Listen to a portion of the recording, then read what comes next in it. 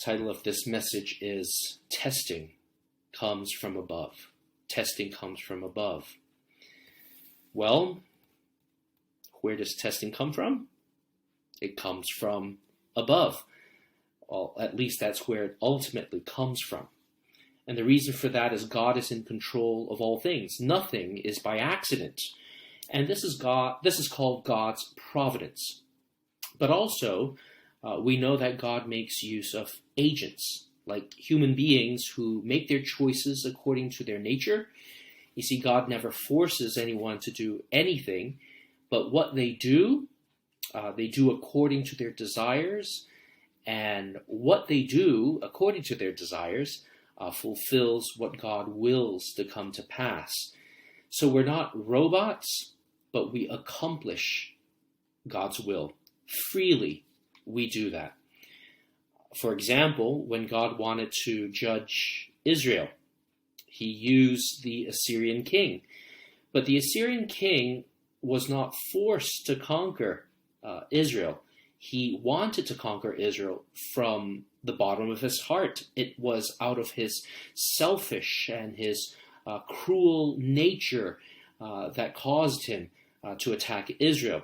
It was his lust, his fleshly desire, his inordinate desire to dominate and to obtain this country as a vassal state. So that was the driving force. It was his heart. God never forced him. But yet, what the Assyrian king did fulfilled God's will.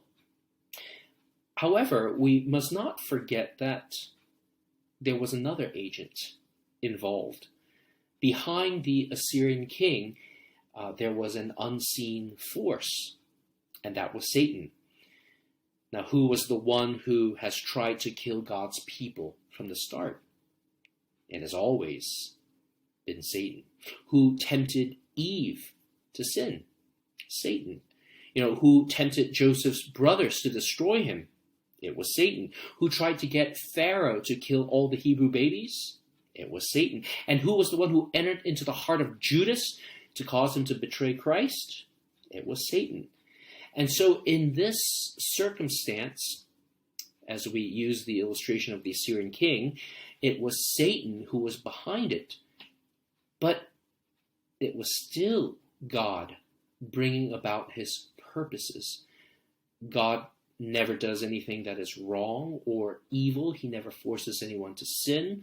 But we sin, and Satan causes us to sin. He tempts us.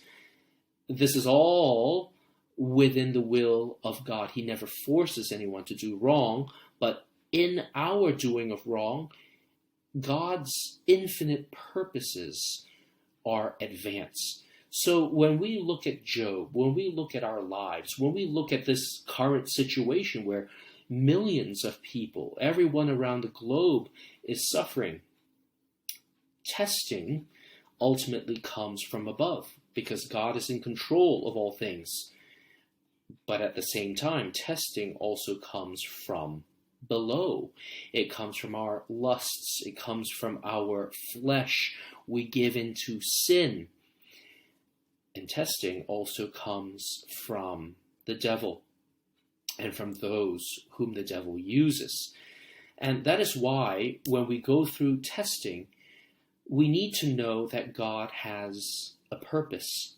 Even though there are cosmic forces at play, and sometimes they are scary, we know that God is ultimately in control, and that gives us strength to face the tests that come our way.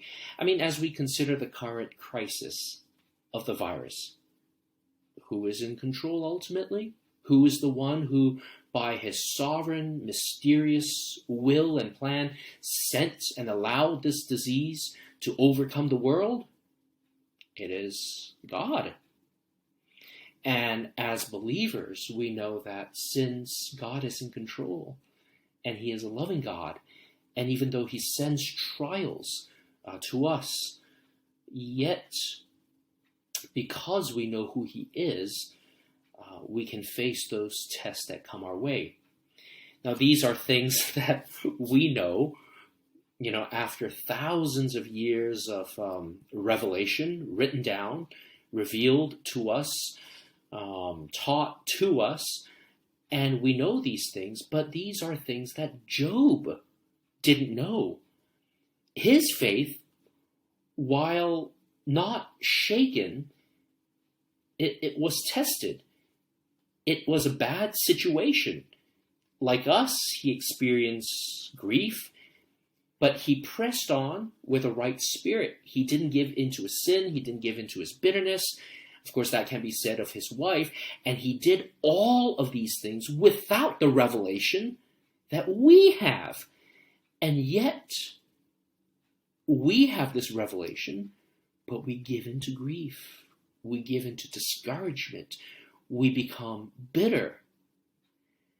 And so, as we met the last time, Job really was an upright and a perfect man. He was righteous. We are not. Neither was Job completely faultless, but he was as good as a man could be and could get. So there are 3 points in our lesson today as we consider this topic. Testing comes from above.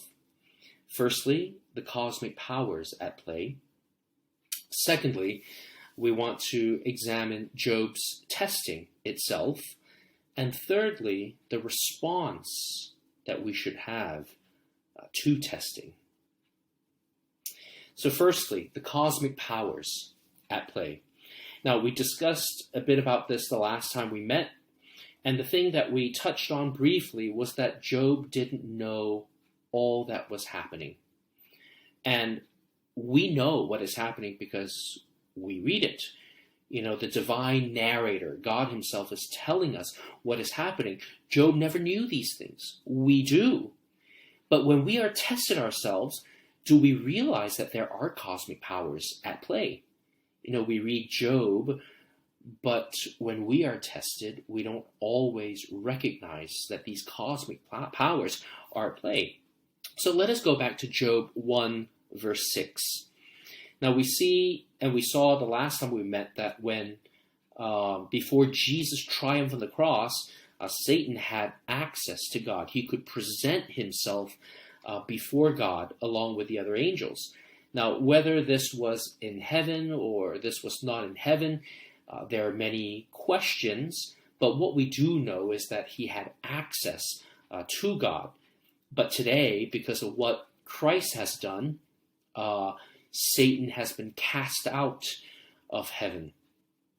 There is a war in heaven. So Satan no longer has this access, has been cast out. But his role then and now is still the same. While he is in chains now, you could say, the gospel goes forth. Millions of people are believing in the world, and who would have guessed in China, of all places, after years of communism, that and where the church was persecuted, that China has one of the world's largest evangelical, Bible-believing Christian populations. And, there were news reports that during the COVID-19 crisis in the city of Wuhan, there were Christians who were risking their lives, going out in masks and in PPE and preaching the gospel, calling upon people to believe. So we know that Satan is in chains, but he still has some power. His role still is to accuse the people of God. Now, the Bible does speak about him, yet he does not appear frequently in the Bible. There are many passages that talk about him, but him appearing doesn't happen very frequently. Now, in the beginning of the Bible, yes, he appeared as a serpent. In Zechariah 3, there was a vision of Satan trying to oppose Joshua, the high priest. Then here, in Job, Satan appears. And of course, we know the several times that he appears in the New Testament in the temptation of Jesus. Now, when he does appear, he is not seen to speak much, but when he does speak, he's often found accusing God's people. And here, he accuses Job of only worshiping God because God is good to him. So in other words, the accusation here is Job is a hypocrite. He only worships God because God is good to him. Now, the word Satan, the name, as a noun, literally means accuser. And as a verb, it means to accuse. It means to carry a grudge against someone. It means to oppose. Now, according to Jeff Thomas, a pastor of a church in Aberystwyth in Wales, he said about Satan, he is the cynic who misreads and twists everything. He puts everything about Job in the worst possible light, and that is what he does when he has any man. He embitters them against others. You see, Satan is an accuser. His primary role is not to massacre millions or start wars between nations. His primary work has to do with accusation, with the grudge, with cynicism. So here, his accusation was, God, Job doesn't love you. He's a hypocrite. He only serves you because you make him rich. So that's the role of the accuser, of Satan. And in verses 9 to 11, they record Satan's words. Job worships you because you've done something for him. You've protected him. You've blessed the work of his hands. But if you destroy what he has, then he will curse you. So, as you can see here, it was not merely an accusation against Job. It was an accusation against God. Subtle, isn't it? And this was the same in chapter 2. The accusation that Job leveled against God and against Job in chapter 1, he does it again in chapter 2. And in verse 4, Satan said that the reason why Job didn't curse God, the first time when he had his farm removed from him, when he had his family removed from him, the reason why Job didn't curse God is because he himself was spared. Yes, his children got it, his animals got it, but he was spared. That's why Job didn't curse you, God. And the phrase that he used was skin for skin. Yea, all that a man hath will he give for his life. So, the children suffered. It was their skin. The animals suffered. It was their skin. It was not his skin. That's why he did not curse you. But if you hurt Job's skin, his own body, then he will turn against you. That's the cynicism there. It was thinking badly of someone. And in one sense, all of us, there's a little Satan in each of us. We're guilty of doing that. We're willing to save ourselves by letting others suffer. You see this all over the Bible, right? Abraham wanted to save his skin, and to hell with Sarah. That's why he lied to Pharaoh, right? Sarah is my sister. It was a half-truth, right? He did the same with Abimelech, so that he did not get killed. He was willing to sacrifice Sarah. And in the same way, Peter denied Jesus 3 times because he wanted to save his skin. All right? He would rather Jesus have copped it all, and he saved himself. But this was not the case with Job. But yet, this was Satan's accusation.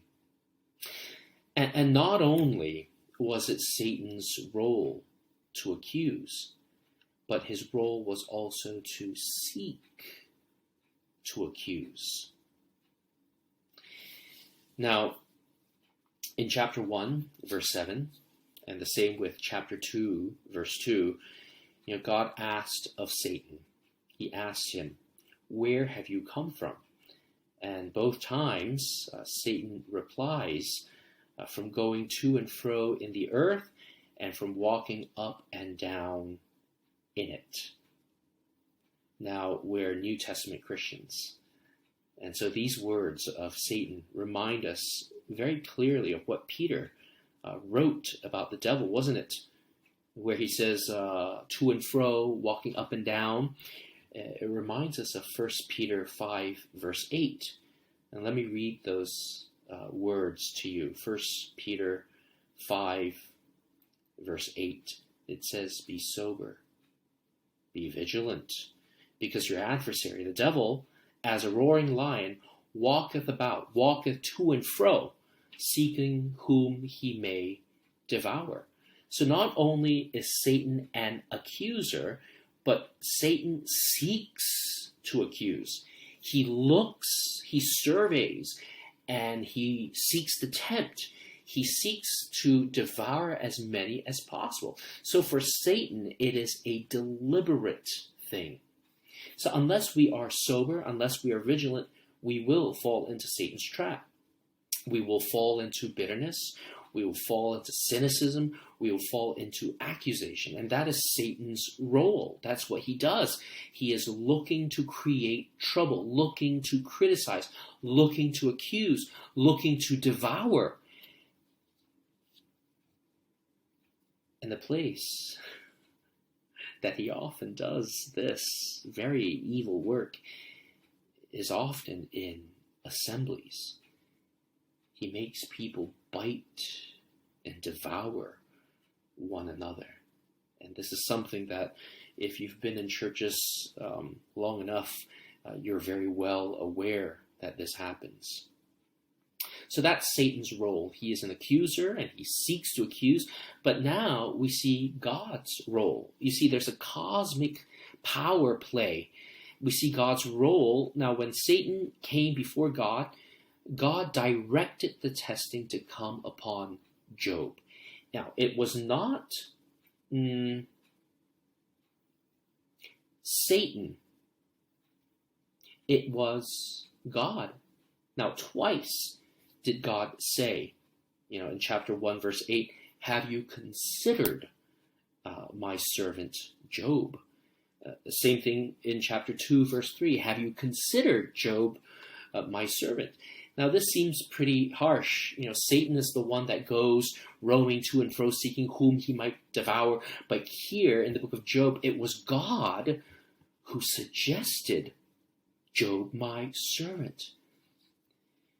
So the first thing that we want to note in this cosmic power play is that God, not Satan, has everything under control. Satan was the one who had to come before God, and God was not the one who came before Satan. Satan was the one who had to answer God when God questioned him. "Where have you come from?" "Oh, from roaming to and fro the earth." And so we have to see here that Satan is not on equal terms with God. Satan is portrayed here like a servant. He had to obey what God had told him. God said, "Have you considered my servant Job?" And Satan had to now go forth to tempt Job. When God said, "Consider him," Satan considered Job. Satan didn't say, no, I'm going to choose someone else. He had to consider Job. So the thing that we learn is that God is in control of all things. And Satan cannot do anything without the permission of God. So whatever testing that comes upon us, even this COVID-19, even your cancer, even that trial in your family, even the difficulty with that colleague, that testing, yes, it may have been brought about by Satan, but it is permitted, it is directed by God. And this means that whatever evil Satan has is controlled by God. Satan cannot do whatever he wants to do. So in all of this that had happened, God had placed limitations on Satan.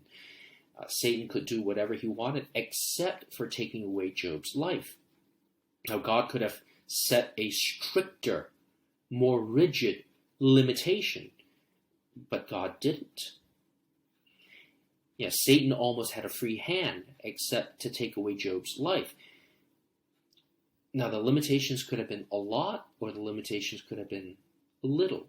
And that frequently happens in our life. God is in control. The suffering that comes upon us, God is sovereign.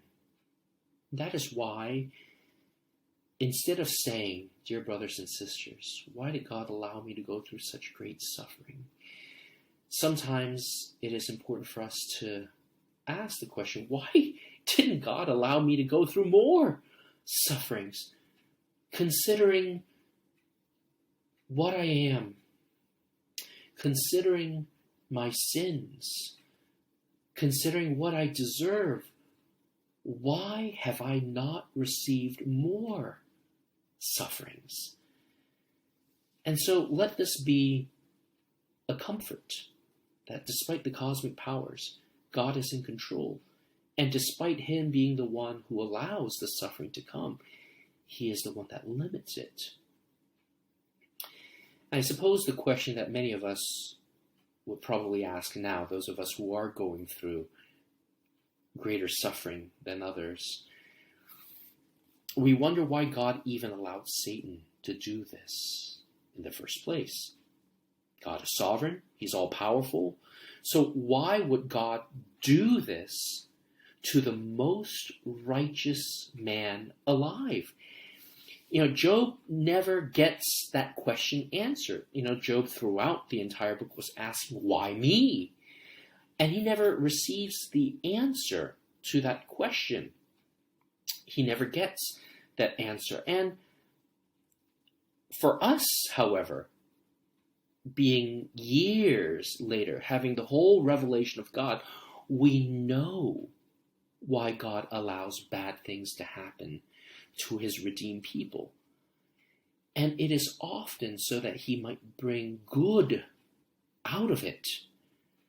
Like Joseph. Joseph was betrayed by his brothers so that many might be saved. They meant it for evil, but God meant it for good. Like Daniel, taken away into slavery so that he might advise a wicked king. Like Mordecai and Esther, their lives threatened so that God might show his immense favor upon his people through a great reversal. And the same way as we consider that, we ask, why Jesus? Where his life was taken away from him on the cross, it was so that many might be saved. So for these people, we have God's revelation. We know the reason, but only at the end. For Job, he never knows the reason. Even at the end, he never knows the reason at all. But God allowed it for his purpose. And in all of this cosmic power play, Satan meant it for evil, but God meant it for good.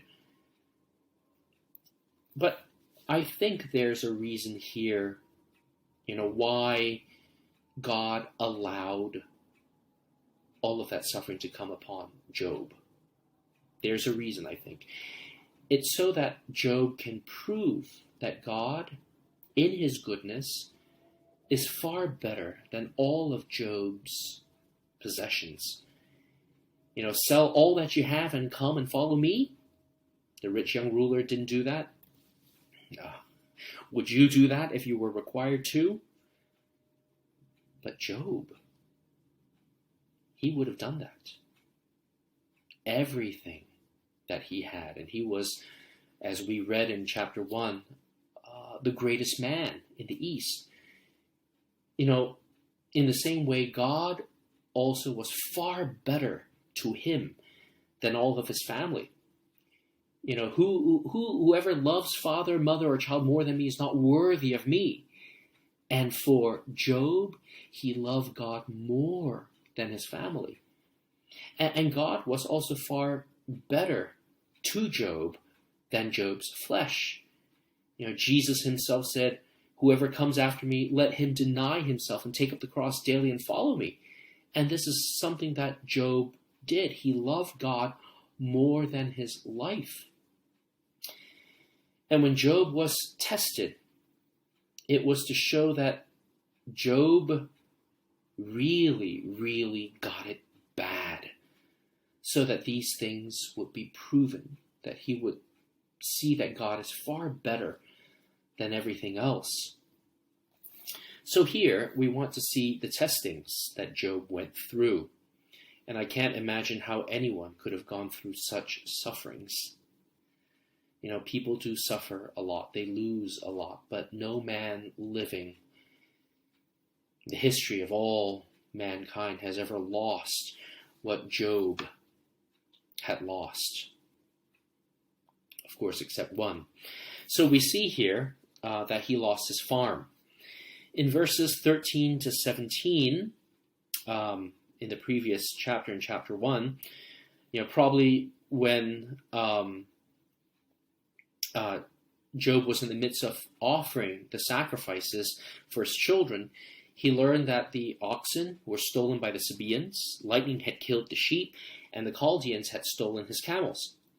And not only that, but in each of these occurrences, almost all the servants were wiped out. So the servants that were taking care of the sheep, servants that were taking care of the camel, servants that were taking care of the oxen, they were killed, except for one that came to tell Job. So it was one painful blow after another.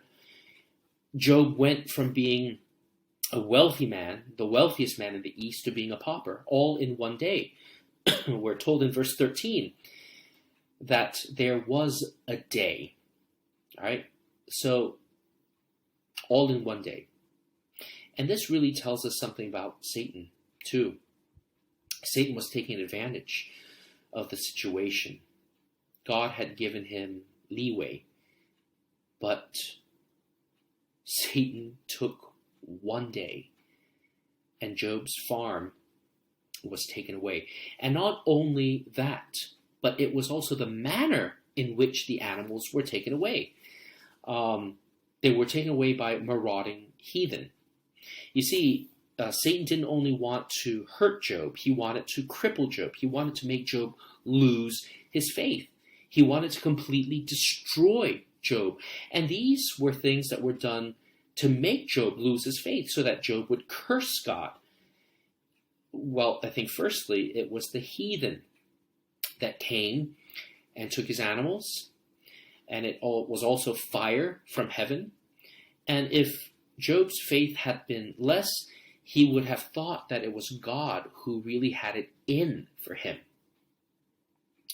He was part of God's people, but it was the heathen that came and took away his animals. It was fire from heaven. From heaven. So if Job had less faith, he would have blamed God. Now, not only had Job lost his farm, he had also lost his family. And the intention here by Satan was also the same. What happened? In chapter 1, he lost his sons and his daughters. They were feasting, and Satan struck in the midst of all of this feasting and joy. He wanted to suck the spirit out of Job. Not only that, Job was probably offering up sacrifices. He was worshiping when this happened. Why is this significant? I believe it was because Satan wanted him to lose his faith. When he was there seeking after God, offering up sacrifices, when he was praying, when he was doing everything that a good believer in God should have done in his day, his children died. In the midst of worship, his children died. Satan brings testing into our lives, which are often not only hard, not only multiplied, but they are often very cruel, and they are done in order to completely destroy us. And that's the aim of Satan. But when these things did not move Job, his family, his farm, then Satan resorted to something else. Satan resorted to destroy Job's flesh. Verse 7 of chapter 2. So went Satan forth from the presence of the Lord, and smote Job with sore boils from the sole of his foot unto his crown. And he took him a potsherd to scrape himself withal, and he sat down among the ashes. So here we learn that the affliction was so bad that Job had to scrape himself with a broken piece of pottery as he sat at the garbage dump outside the city. Now that's where all the garbage of the city was being burned, where it was being turned to ashes. I suppose the question is, why would Job be there? Why was he there? I think very simply, we have to consider circumstances. He had already lost everything. He lost his family. If he lost his farm, his children still had their houses. They still had feasting to do. They could have taken care of him in his old age. And what we learn is, however, he lost his farm, the source of his income. He lost his children who could not take care of him. So having no income, having no home, having no children, and now his flesh was diseased, he was homeless. He had nothing. He sat outside of the city in a city dump where all the trash was being brought. Why? Presumably because there was food there. That's where he could find scraps to eat. And now his flesh was diseased. Now, we do not exactly know how this came about. We know ultimately it was Satan who struck him with boils. Excuse me. But it could very well have been through the cause of where he was. Now, we don't know exactly what disease it was. We know it was boils, but we know that it was bad. Now, these boils, according to various portions of Scripture in the book of Job, reveal to us what happened to him. Job 30, verse 28 tells us that the boils made his flesh darken. It made his skin rot and peel, and he had a fever. That's Job 30, verse 30. And the boils were so bad that it caused an infection, which caused the flies to lay their eggs, which hatched out maggots. Job 7, verse 5 mentions worms. So you see, here, Satan was able to test him by using not only wicked men to steal from him, natural calamities to destroy his possessions and his family, but now Satan himself, perhaps through this dung heap, was bringing disease. This really reminds us of the woman with the issue of blood in Luke 13. She had an illness from Satan, and so likewise, Job himself, had an illness from Satan. As we look at the life of Job and his suffering, immediately after all of this, what would your response be if you were going through it? If we were looking at Job, we could not imagine. We would pity him. If we were his friends, like his friends, we would stay there 7 days and 7 nights without talking. We would weep together with him. But if we were Job, if you were persecuted, if he had trouble coming upon you, nothing was happening that was right. One after another, something happening in your family, something happening in your work, something happening in your church. Would you be filled with bitterness and anger? And I think I certainly would, saved but by the grace of God. But what was Job's response? Well, we see here the third point. We see his godly response and the response that all of us ought to have, especially with a millennia or more of revelation. So to his first two testings, we see in Job 1, verse 20 to 22, firstly, he got up, which means he was sitting down. After he heard of all that had happened, he slumped to the ground. He got up, he tore his clothes, he shaved his head in grief. And that's, a natural cultural response. But all of a sudden, he fell down to the ground and he worshipped. So we see that from grief, he got up. He showed his grief. He mourned. And after mourning, a human response, he fell down and he worshipped. There was surrender. There was worship.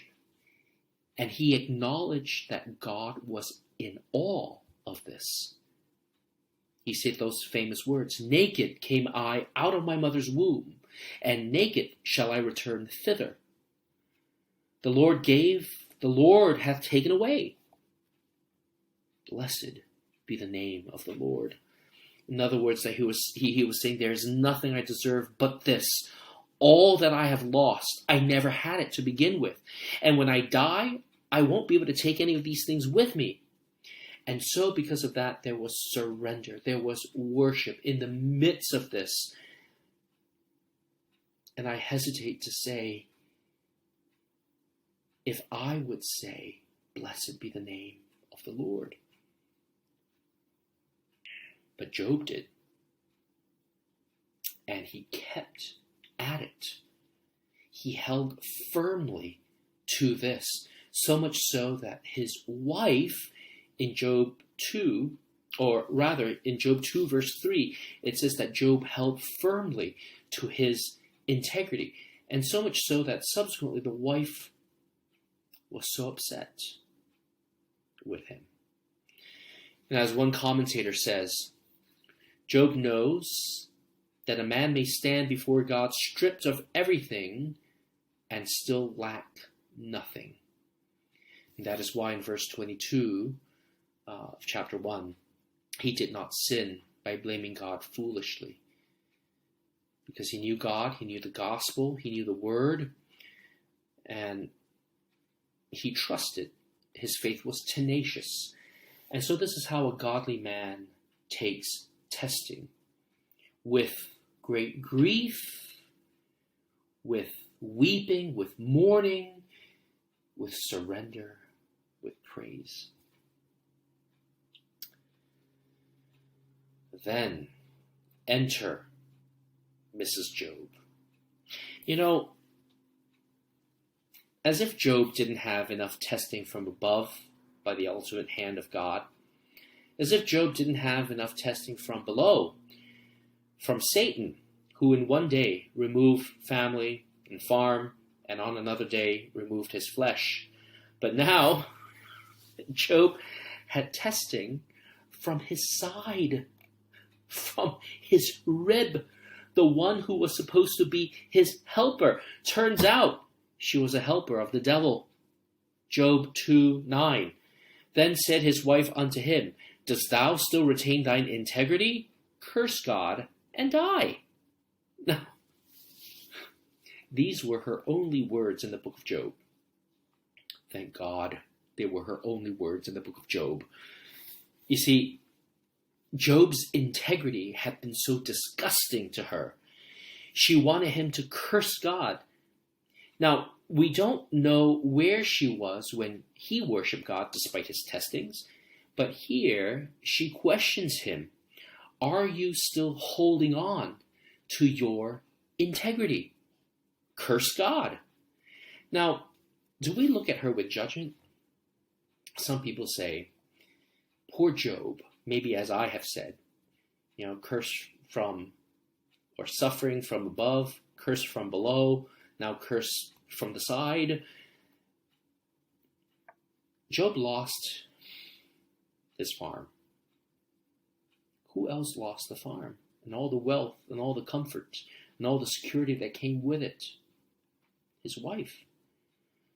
Job lost 10 children. Who also lost 10 children?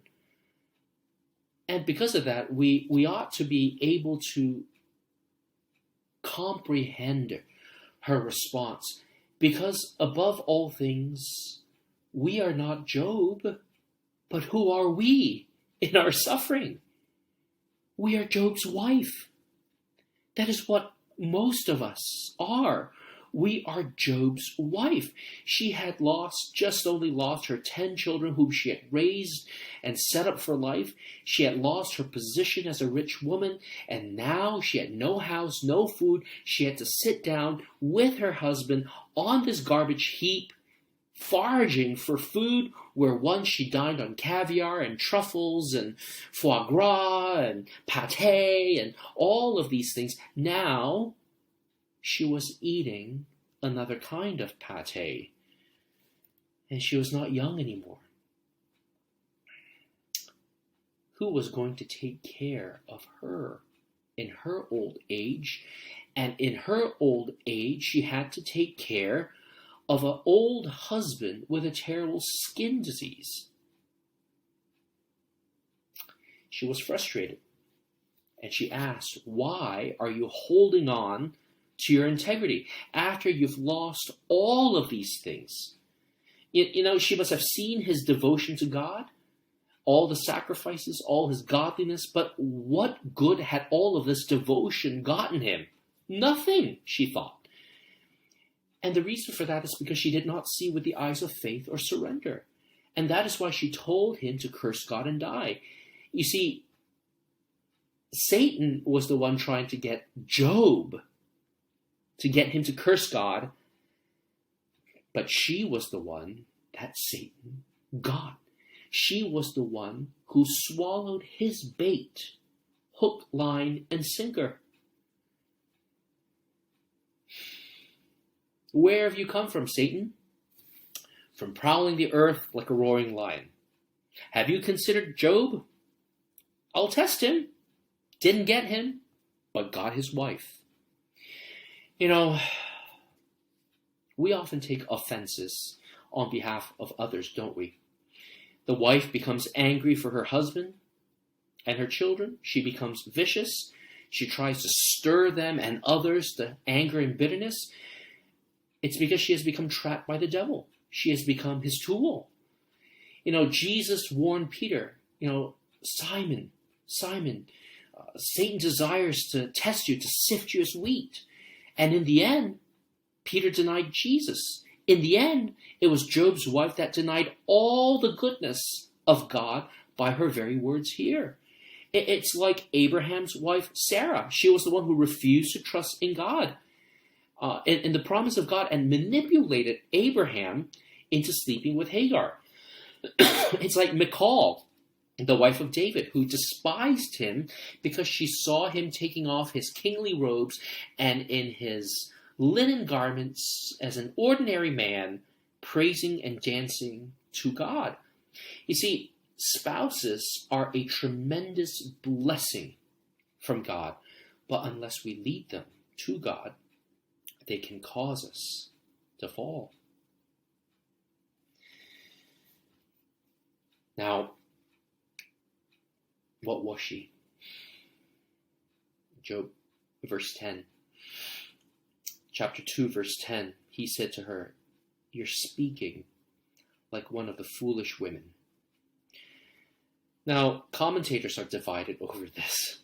Was Job calling her a fool, a foolish woman in an indirect way? Or was she not? And he was only warning her not to continue in this way. It's up to you. In my estimation, I think there was an accusation here. Because rather than surrendering and worshiping with integrity and with Godward peace, she became like her father, the devil. She became an accuser. She accused Job. And in that, I think Job was right to call her foolish. Now, he probably did it with a husband's loving tact. You're speaking like one of the foolish women. Those were his words, but his point was clear. You are a foolish woman. Because she had forgotten something important. And I would have you know that we are Job's wife. And we often forget something important. We forget that the God who gives us good things is the God who has every right to remove them. This was something that Job never forgot. He responded, on the other hand, with grace to the testings. She responded with the flesh. The contrast is clear. Verse 10 tells us that Job did not sin with his lips. What about his wife? Absolutely. She sinned with her tongue. The tongue is a fire, the book of James says. It destroys relationships. And so when we fall into testing, we must know that while testing comes from below, while testing comes from the side, testing ultimately comes from above. And we know, and how we know that testing comes from above is seen in our response, whether it is godly or not. Job's wife showed that she didn't know that testing was from above. She was willing to forego all the blessings of God to give into her passion, to give into her sin. But Job, he knew that his testing was from above, and in all things he sinned not. And as we look at this chapter, yes, the exhortation is to look to Job, to suffer as he did, not to suffer as Job's wife, as how we would normally suffer. But I suppose when we look at Job, we look at someone who was the ultimate perfect and upright man. The one who, in the Garden of Gethsemane, when Peter cut off the ear of Malchus, the servant of the high priest, Jesus restored that man and told Peter to put away the sword. When he was accused, when he was hit, he responded not. At the cross, he said, Father, forgive them, for they know not what they do. And he was willing even to forgive one of the malefactors next to him. So we're confident that because of what Jesus had done, how he went through the ultimate testing and suffering and came forth as gold, that when we cry out to him, not in our own strength, but when we cry out to him in times of testing, when we surrender in worship, when we refuse to give in to the flesh, Jesus supplies us with the peace, supplies us with the grace, supplies us with the integrity not to sin by our words, by our hearts, and thereby preserving our spiritual life. And in such times in the past, in your suffering, how have you reacted? How much bitterness have you fostered? And what kind of bitterness and damage have you fostered in others as a result? Let us pray.